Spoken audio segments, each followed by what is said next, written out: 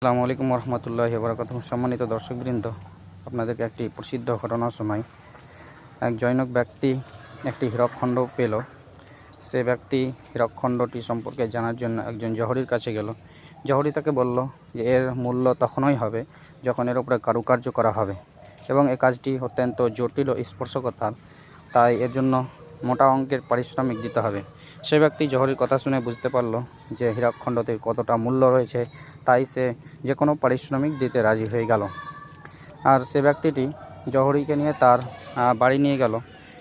জহরির একটি গুণ ছিল যে জহরি গান জানতো, সে গান গাইতে ভালো পারত।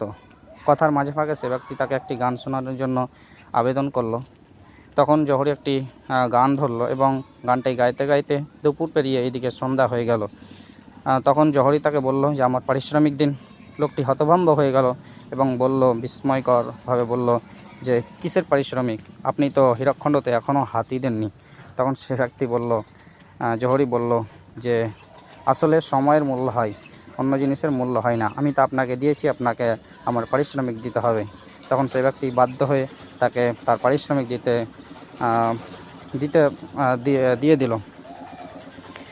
অতএব এখানে সার কথা এটাই হচ্ছে যে সে ব্যক্তিটি হীরার মূল্য বুঝলো, কিন্তু সে ব্যক্তি সময়ের মূল্য বুঝলো না। তাই সময়ের মূল্য হয়, অন্যান্য জিনিসের মূল্য হয় না। যদি কোনো জিনিস সময়ের মধ্যে থাকে, যদি তার ডেট এক্সপায়ার না হয়, তাহলে তার মূল্য রয়েছে। যদি তার ডেট এক্সপায়ার হয়ে যায়, যদি সময় চলে যায়, তাহলে তার কোনো মূল্য নেই। তবে আমরা সময়কে মূল্যায়ন করব, সময় আমাদেরকে মূল্যবান বানাবে। আসসালামু আলাইকুম রহমতুল্লাহ।